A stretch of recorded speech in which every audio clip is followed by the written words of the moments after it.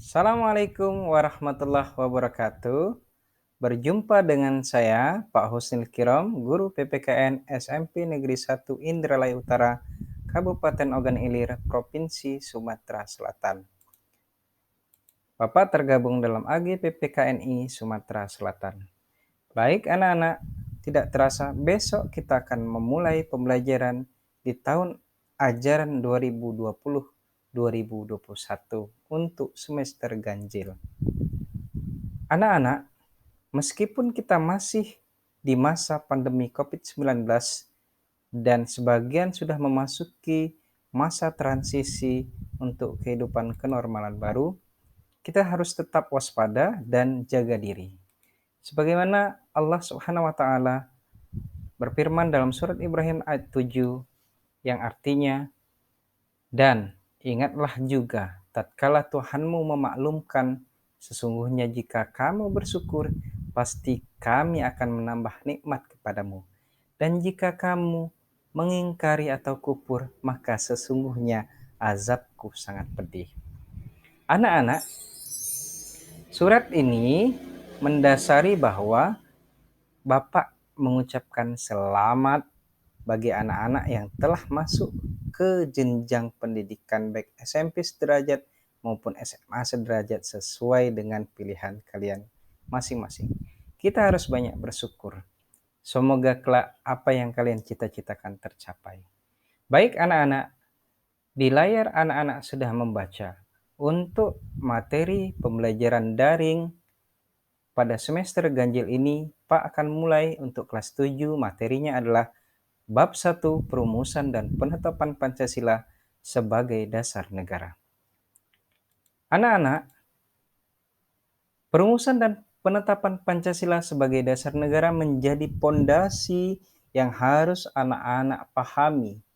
Karena belajar PPKN ini bukan hanya teori, tetapi yang terpenting adalah bagaimana kita mempraktikkan civic knowledge, kemudian civic participation dalam kehidupan, kemudian civic responsibility, lalu dalam keseharian kita harus memegang civic disposition, karakter kewarganegaraan yang baik.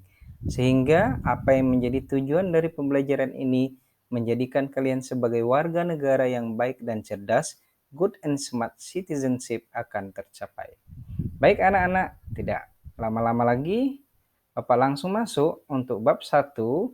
Kegiatan pembelajaran akan dilakukan selama 5 pertemuan. Adapun tujuan pembelajaran yang pertama, kita mensyukuri perumusan dan penetapan Pancasila sebagai dasar negara. Kemudian yang kedua, kita menghargai perumusan dan penetapan Pancasila sebagai dasar negara. Yang ketiga, menganalisis perumusan dan penetapan Pancasila sebagai dasar negara. Yang keempat, melihat dan meneladani komitmen kebangsaan para pendiri negara dalam perumusan dan penetapan Pancasila.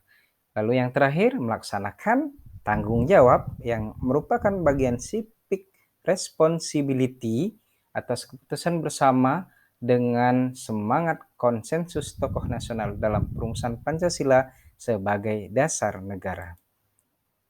Baik anak-anak, bagaimana? Tentu anak-anak yang kelas 7 sudah pernah belajar PPKN kan di SD? Bapak akan masuk ke materi subbahasan yang pertama, yakni sejarah perumusan Pancasila sebagai dasar negara. Nah, siapa yang masih ingat sejarah kapan militer Jepang pertama kali datang ke Indonesia? Iya, tepat. Diperkirakan pada tanggal 8 Maret 1942 adalah awal mulanya kita menjadi wilayah pendudukan Jepang. Karena dari kesepakatan antara kolonial Belanda dengan Jepang, karena Belanda termasuk yang kalah perang, maka Belanda harus keluar dari Indonesia. Dan selanjutnya kita dijajah oleh militer Jepang. Bagaimana? Apakah ada perbedaan ataukah lebih enak dijajah oleh militer Jepang? Mari kita ikuti dalam materi berikutnya. Anak-anak, sejarah perumusan Pancasila untuk yang pertama, Pak sengaja menampilkan gambar Gedung Pancasila. Gedung Pancasila ini dahulunya pada saat perumusan Pancasila sebagai dasar negara, ini adalah gedung yang dipakai oleh para pendiri negara menyampaikan gagasannya tentang calon dasar Indonesia yang kemudian disepakati bernama Pancasila. Baik, tanggal 1 Maret 1945 diumumkanlah pembentukan BPUPKI, Badan Penyelidik Usaha-Usaha Persiapan Kemerdekaan Indonesia, atau dalam bahasa Jepangnya Dokuritsu Zonbei Chosakai. Ini merupakan salah satu janji kemerdekaan dari Jepang. Jadi waktu itu kita diiming-imingi atau diminta untuk membantu Jepang, lalu akan diberikan hadiah kemerdekaan setelah Jepang mencapai kemenangan dalam Perang Asia Timur Raya.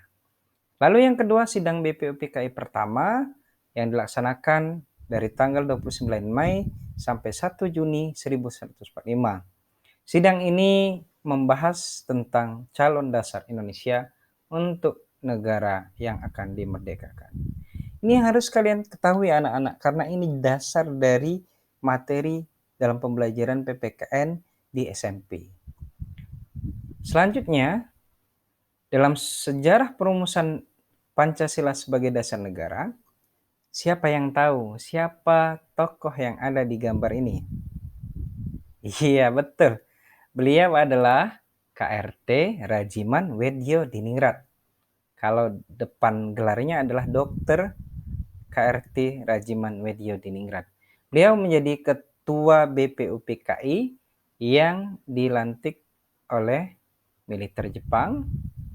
Pada satu kesempatan di tanggal 29 Mei, beliau meminta pendapat dari para anggota sidang BPUPKI untuk menyampaikan pendapat secara terbuka. Nah, kebetulan pada waktu itu ada 3 anggota yang mengusulkan pendapatnya untuk calon Indonesia Merdeka. Rumusan dasar negara ini disampaikan oleh Muhammad Yamin, Supomo, dan Soekarno. Kita bahas tokoh perumus Pancasila yang pertama. Siapakah beliau? Beliau adalah Muhammad Yamin, salah satu tokoh terbaik dari Sumatera Barat. Menurut beliau, calon dasar Indonesia Merdeka itu ada 5. Di antaranya, pertama, pri kebangsaan. Yang kedua, pri kemanusiaan. Yang ketiga, pri ketuhanan. Yang keempat, pri kerakyatan. Dan yang kelima, kesejahteraan. Ini adalah gagasan beliau yang disampaikan secara lisan, tetapi secara tulisan isinya hampir sama dengan Pancasila yang ada sekarang. Nanti akan Pak bahas pada pembahasan penetapan Pancasila sebagai dasar negara. Kemudian tokoh yang kedua yang menyampaikan pendapat pada sidang BPUPKI pertama ya adalah, siapakah beliau? Iya, Mr. Supomo. Beliau adalah salah satu tokoh terbaik bangsa kita yang dikenal dengan pendapatnya atau teorinya tentang teori integralistik. Menurut beliau, ada 5 juga dasar untuk Indonesia yang akan merdeka. Yang pertama, persatuan. Ini ciri beliau. Yang kedua, kekeluargaan. Yang ketiga, keseimbangan lahir dan batin. Yang keempat, keadilan rakyat. Dan yang terakhir adalah musyawarah. Nah, beliau salah satu profesor atau salah satu orang terpenting di negara kita ketika itu. Nah, lalu yang ketiga, tokoh perumus Pancasila, siapakah beliau? Dengan ciri khas berpeci atau berkopiah hitam lalu berpakaian putih-putih. Beliau adalah Soekarno. Soekarno pada waktu itu mengusulkan 5 unsur landasan kemerdekaan yang beliau sebutkan secara lisan dan tulisan. Pertama, nasionalisme dan kebangsaan Indonesia. Yang kedua, internasionalisme dan perikemanusiaan. Yang ketiga, mufakat atau demokrasi. Yang keempat, kesejahteraan sosial. Lalu yang terakhir adalah ketuhanan yang berkebudayaan.